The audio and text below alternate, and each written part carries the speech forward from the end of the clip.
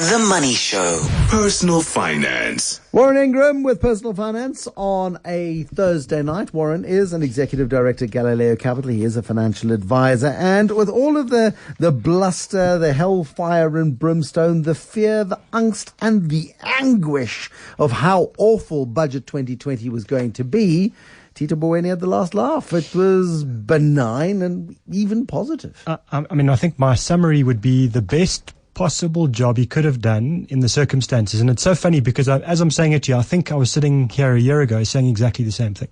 And so I think he did it. He pulled a rabbit out the hat. I think I can't think of one sort of reasonably respected person that came out before the time saying he's going to have a huge impact on the wage bill. He's going to somehow relax exchange controls. He's going to talk about, dropping corporate tax. Nobody that I can think of would have done that.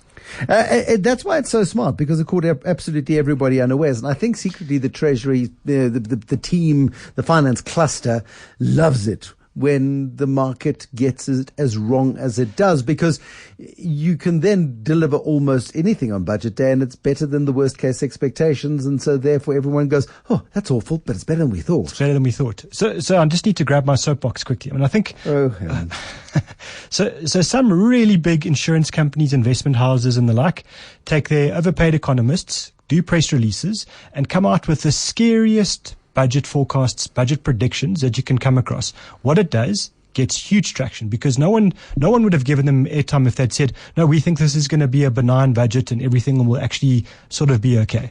They would have got no airtime. So what do? They come up with a really scary, now, with hindsight, fairly indefensible set of forecasts, and they get lots of press coverage. I know you didn't give it to them, but they did. But what again? I was looking at a lot of the statements that were coming out, and we discussed it as a team, and just like, maybe, but unlikely. Maybe no. And logic has got to prevail. So if media is repeating the supposition of the financial services industry, then media's got a role to play in that as well. The scare stories are all feasible. It was possible that VAT could go up. It was possible that the marginal rate could go up to 48%. It would have been suicidal. It would have been lunacy, as National Treasury admits in its own budget documents yesterday, that South African taxpayers cannot take any more. Exactly. It didn't mean, and again, there's also a bias that goes to, us not trusting government. I mean, government betrayed our trust. 9/12, December the 9th, 2015, and Nhlanhla gets fired, and trust died that day. And nothing the officials do and everything. It's politicians. People simply don't touch politicians and their intentions. Yeah. So I'll give them these kind of naysayers that as a credit in this whole thing. But the downside of this is, I think they're doing it for publicity. I think they're doing it to stay relevant, and I think that they're feeling unheard.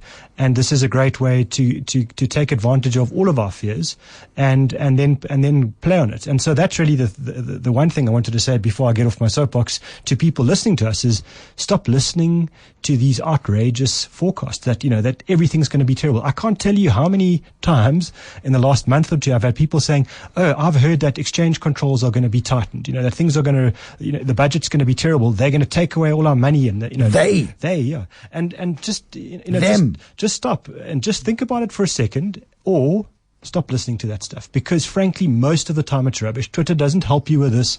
The talking heads that are no longer getting exposure need to stay relevant. They get louder, they get more dramatic, and for your own sanity, if you're a listener to this show and you want to make your investment decisions, you can't, in the week or two or three or month before the budget, listen to this and then say, whoa, okay, I'm not contributing to my RA or going to cash in my Provident Fund, quit my job or whatever, because these commentators from big insurance companies, wherever they are saying things that look really scary. Just don't do it. And you're absolutely right on that point, because there were some very significant announcements in this budget. And the entire, I was on a soapbox earlier about the credibility of the budget process depending entirely on delivery. Because if they don't deliver this time, as Richard Quest was saying in that video that went very viral at Davos, when when we chatted to him there. It's like South Africa's government has no credibility. We have to restore credibility. And the credibility now depends on government's ability to cut spending because there is no more revenue. They've admitted that much. They admitted they can't squeeze any more out of us. So therefore, there's one other option, and that is to cut expenditure. You either take it away from old people who will starve to death if you do, or from little babies who will die of terrible diseases if you do, or you say to civil servants, take it for the team. And I think, I was trying to think of a clever thing to say if you'd asked me before the time what do I expect from the budget, and it would have been, are we going to protect 1.3 million highly unionized, highly protected, very overpaid employees of the state, or do we protect 55, 60 million South Africans? And that to me is what it feels like, is that actually this was a zoom out budget to say, we're tired of protecting the vested interests of the few.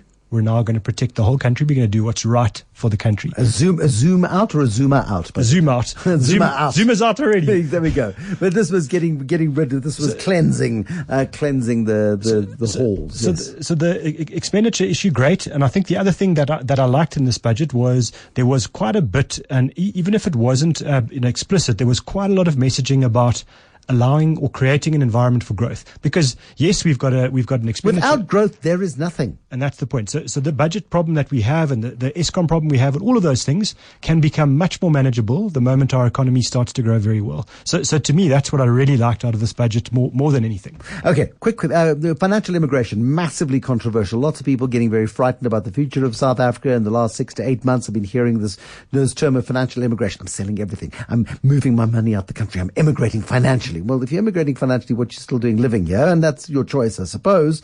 But financial immigration is soon to be a thing of the past, or is a thing of the past, or is changing. It's going to change, and I think, but I also think they're going to look at people who have immigrated. So I think it's a couple of things in this, because I think things like blocked rand accounts, which are crazy, are going to go away. You don't go through the whole Reserve Bank process to do this, and it becomes a much more lean and rational process.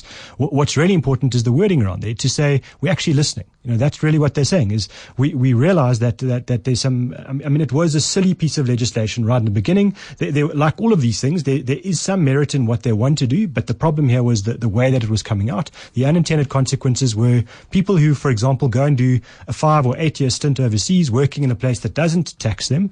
They are almost forced by the legislation in its previous form, or maybe still current form, to actually leave the country for good. That's really what it was actually going to get to. Very complicated, very messy. Lots of people go and work elsewhere to make a bundle of cash to bring back, and many of those people bring back that money and invest it because I'm going to go work overseas for 2 years, make a pile of cash. The We Buy Cars guys, school teachers, went and worked overseas, made money, and came back and started We Buy Cars. There's an example of how financial immigration would have blown that business out of the water. It would have made it much more difficult for them to come back. They wouldn't have. And I think that's the point here. So I like that. I think the rationality's there. I'm not sure I understand it 100%, but I'm... No, there's still a process, and where the documents are very clear, saying we're changing this, and the detail will come. So it's in the works. The next part I don't understand is more around the exchange controls for the rest of us. I get a feeling, and again I'm saying I'm not sure I understand 100%, that we are actually now going to be allowed in a way to send out more than 10 million rand per year if we've got that kind of money. Well, aren't you lucky? All right then. And can I go with your money somewhere and have fun? So that I think is also happening. That I think that there's almost that you're going to be audited, etc., but there is going to be some kind of a process there.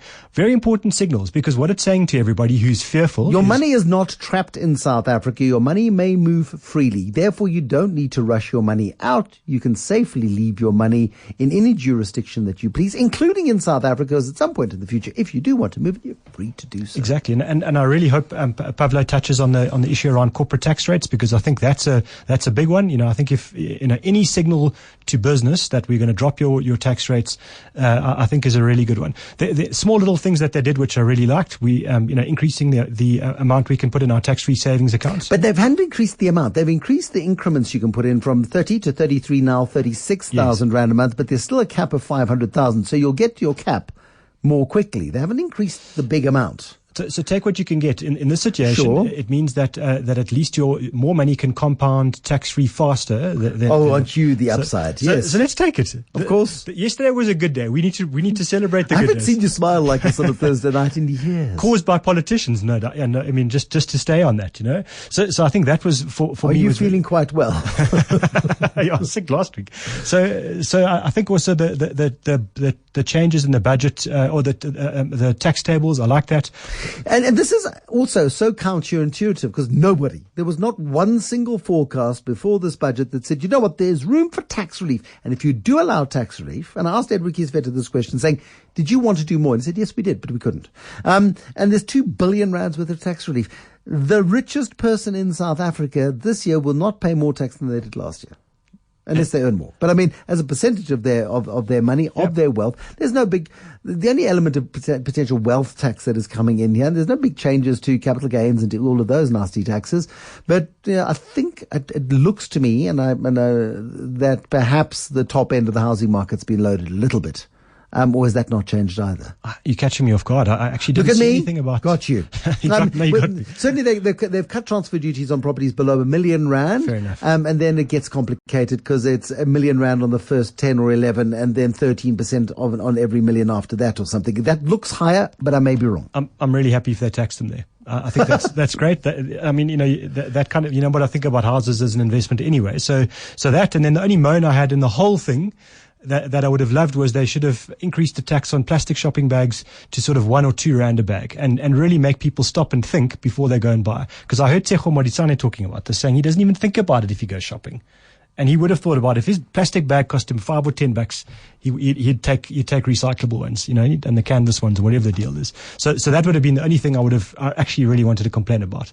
But for the rest, well done, Tito. I think next year, what we do is we bombard Tito Mboweni with messages. We call it the Modisane tax, and we make it his fault. And we demand that plastic bags cost $10 each. Yeah. I mean, you know what? Why must turtles choke? Because Modisane doesn't care about the future. Exactly. And what will happen is within 1 year, plastic bags will be gone. Absolutely. Let's do it. Come on, Tito. Warren Ingram with a smile. What on earth is going on in this place?